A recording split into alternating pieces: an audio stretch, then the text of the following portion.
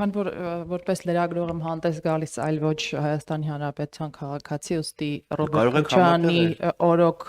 իմ ապրած ապրումներով երևի թե չկիսվեմ, այդ բռնակալական երկրում ապրած քաղաքացու ապրումները նկատի ունեմ, ինչևէ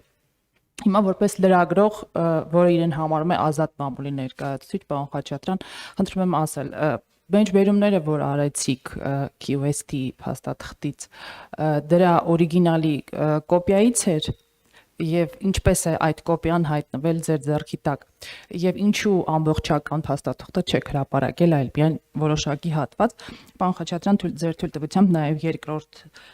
հարցը որպես շարունակություն ժամանակին Առավոտ օրաթերթը տպագրել էր ներքին շրջանառության համար, ՀՅԴ ներքին շրջանառության համար կազմված մի շրջաբերական 55 թվագրված, որտեղ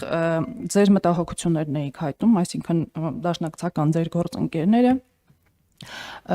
կետերով չանցնեմ, որովհետև շատ ընդգրկուն է, միայն մի մեջբերում օրվա իրավիճակից եւ միջազգային իրողություններից ելնելով, եթե այսօր հրաժարվում ենք ազատագրված տարածքներից, կարող ենք հրաժարվել հայ դատի պայքարից։ Այս ուղով առաջ գնալու դեպքում երկիրը չենք դնելու նորանոր աղետների առաջ։ Փաստորեն ժամանակին ՀՅԴ-ն դեմ էր QST փաստաթղթին, հիմա տարիների հեռվից ասում եք, որ այն մի հոյակապ փաստաթուղթ էր, որը Ադրբեջանը վիճեցրեց։ Այդ ինչ փաստաթուղթը անկեղծ ասած չեմ կարող ասել, չգիտեմ։ Չեմ բացառում, որ այսպես կոչված 004-ի նախնական վերսիան է եղել։ Հիմա ձեր հարցինի պատասխան իհարկե պատճեն է։ Ես որտեղից ունենամ հենց այն թուղթը, որը ներկայացվել էր Քիվեստում դրվել էր նախագահներ Քոչարյանի եւ Ալիևի սեղանին։ Պարզ է, չէ՞ որ դա պատճեն է։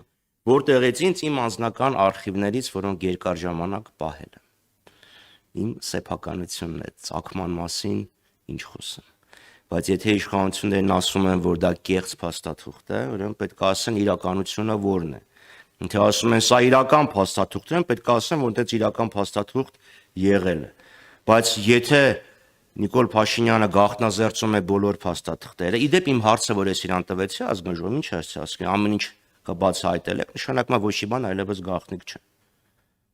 Բայց եթե որոշեն, որ գաղտնիք է, եւ ես գաղտնիք եմ բացահայտել, ես, Նիկոլ Փաշինյանը եւ Լևոն Տեր-Պետրոսյանը պիտի հայտնվենք նույն բանտախցում։